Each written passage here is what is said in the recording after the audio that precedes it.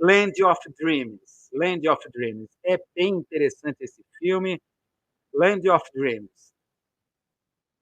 Land of Dreams é um filme feito por uma dupla de cineastas iranianos. Esse filme é muito louco. Olha só os elementos. A dupla de iranianos, Shirin Nestar e Shoja Azari, é um casal iraniano, em que eles vão filmar adaptar um roteiro de Jean-Claude Carrier, que foi um colaborador de longa data de Luiz Buñuel. O Buñuel, um dos papas aí do cinema surrealista, Luiz Buñuel, o Jean-Claude Carrier, que falece. Inclusive, o filme é uma homenagem póstuma. Morre em 2020 ou 2021 o Jean-Claude Carrier. E é interessante que esse filme acompanha uma recenseadora do US Census Bureau. Vamos ver aqui alguns fotogramas. Ela acompanha uma recenseadora, e essa recenseadora do tipo o IBGE deles, né? US Census Bureau, o IBGE lá dos Estados Unidos. Bate de porta em porta com a sua prancheta, os seus formulários e um gravadorzinho. Para quê? Ela faz uma pergunta inusitada. Qual foi seu último sonho? Ela pergunta para os entrevistados. É inusitada essa pergunta. Então, é um filme feito por estrangeiros a partir de uma estética David Lynch. É muito David Lynch esse filme. Essa dupla de iranianos está radicada nos Estados Unidos, eles vivem nos Estados Unidos, tal, mas é um olhar de estrangeiro, é muito bem-vindo para a cultura norte-americana. É um desfile de arquétipos. Estão lá todos os arquétipos, cowboys machões, aquela coisa do arquétipo do cowboy que tenta emular a suposta pureza, né, dos pioneiros, teorias conspiratórias do Estado Profundo, evangelizadores pentecostais, está faltando língua aqui, evangelizadores pentecostais, exortando os fiéis a fazer uma guerra contra o mal, que é representado, claro, pelos imigrantes, que são mal-vindos, não são bem-vindos, os imigrantes são mal-vindos, os imigrantes ilegais que são condenados à invisibilidade, a classe média kit, hipnotizada pela TV, poetas beatniks vagando pelas estradas, estão todos os arquétipos, tudo emoldurado por lindas imagens do deserto. Deserto é uma coisa mitológica na cultura norte-americana, é o grande arquétipo norte-americano. Os desertos, principalmente o deserto de Nevada, Death Valley, as grandes pradarias do meio oeste norte-americano. Então, é muito interessante esse filme. A questão é, essa protagonista que vocês estão vendo aí no fotograma, ela se chama Simine, ela feita pela Sheila Vande, muito bem. Ela trabalha como uma recenseadora, né, para o governo, bate de porta em porta. E todos os caras, como essa família de classe média que vocês estão vendo bem kit, estranham a pergunta, mas por que você quer saber qual é o último sonho? E não é só apenas o último sonho, é o último sonho recorrente, um sonho que você tem recorrentemente sonhado. E ela fala por alto, não é para sua segurança. Ela dá uma desculpa esfarrapada qualquer, olha, é para sua segurança, tá? Então ela é quase, ela tem uma disciplina monástica. Ela gosta do que faz, só que ela vai para o quarto dela num hotel de beira de estrada, onde ela vive, sempre as imagens do deserto, aqueles grandes landscapes assim maravilhosos, a fotografia linda do filme, e ela revive, ela grava vídeos para colocar nas redes sociais, ela revive esses sonhos que são contados para ela. Ela tem peruca, maquiagem, então ela faz uma produção e ela revive, reconta o sonho como se fosse aquela pessoa que estava contando. E ela compartilha nas redes sociais esses vídeos que ela faz. ela gosta do que faz, tá. É interessante o seguinte, tudo muda, tá, quando uma certa altura claro, qual é o cotidiano do trabalho dela? Ela leva esse material dos formulários, ela leva esses áudios que ela grava, ela leva para o prédio ultramoderno da US Census Bureau, onde tem computadores quânticos, e ela coloca as informações desses computadores quânticos, tá? Ah, então, a certa altura, a sua gerente chama ela, agradece pelo trabalho, ela está fazendo muito bem, e ela tem uma nova missão. Ela tem que entrevistar, dessa vez, membros de uma colônia, um local perdido no meio do deserto, eles estão escondidos.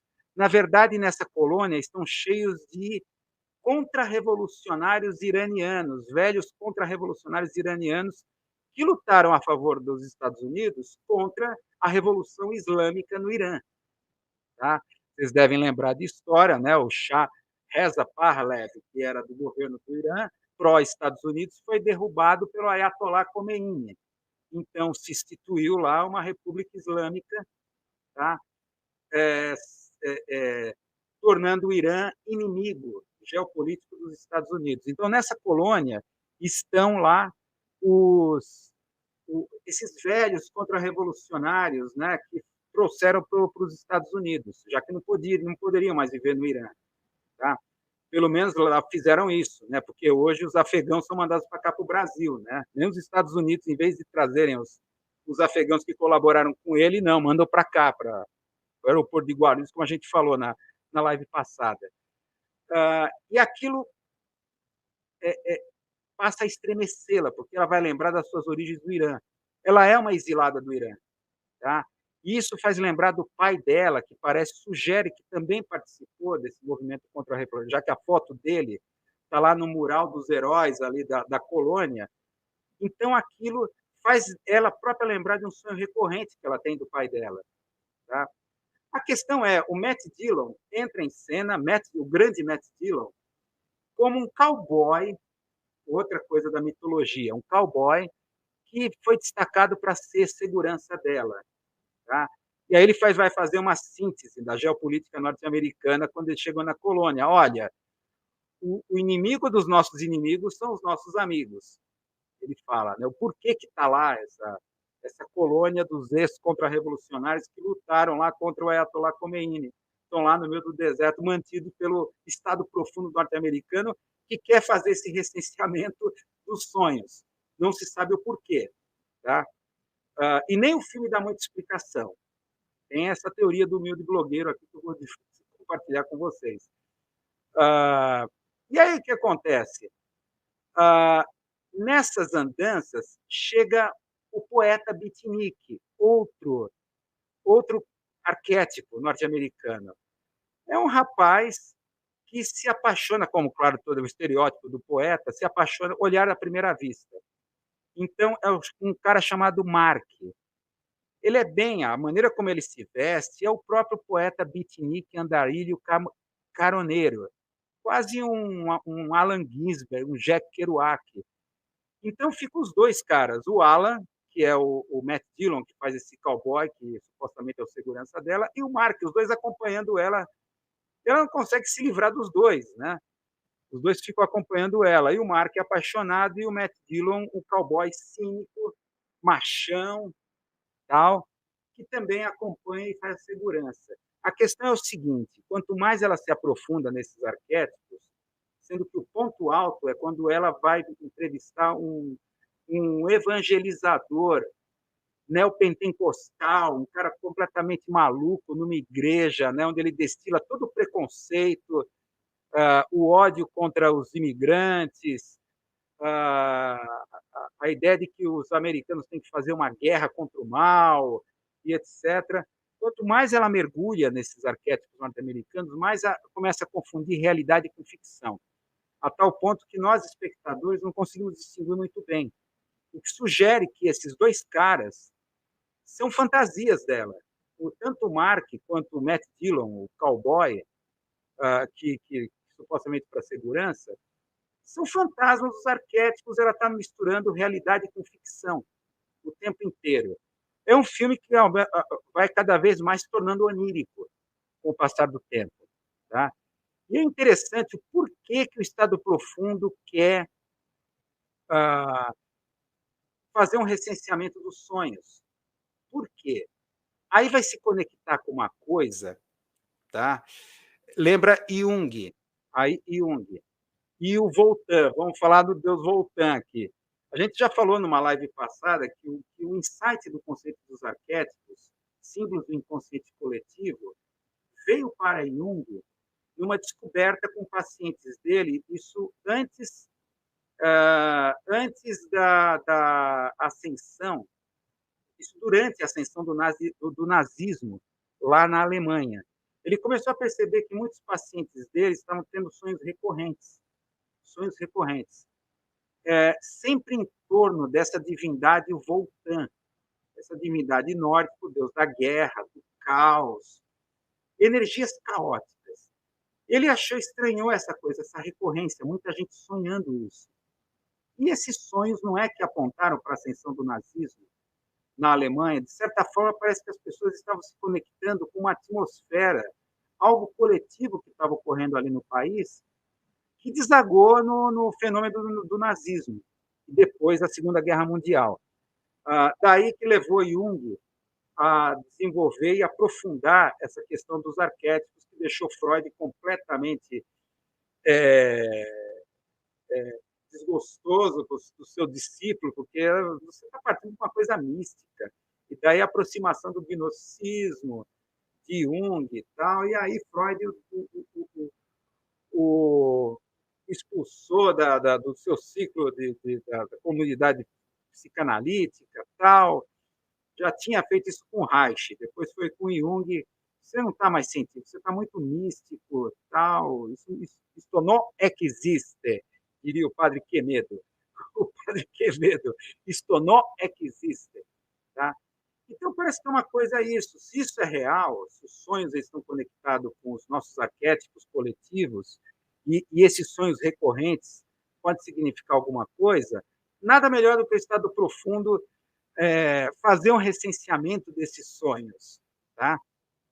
Querer controlar a realidade por amostragem, certificar-se, né, através desses tropos que aparecem dos sonhos, essas recorrências, que o imaginário que mantém a nação unificada está atuante e influente nos sonhos e, consequentemente, na realidade. Os Estados Unidos, com essa criação desses arquétipos que foram assim irradiados para todo o planeta, criaram um tipo de civilização singular, em que parece que a imagem, a ilusão, precede a própria realidade. Esse é a moral desse filme, Land of Dreams. Tá? Com esse olhar iraniano de estrangeiros, utilizando uma linguagem lynchiana, imagina, com o roteiro do grande colaborador do Luiz Buñuel, do cinema surrealista, criam assim, uma visão única dos Estados Unidos. Né? O que vai criar essa coisa que é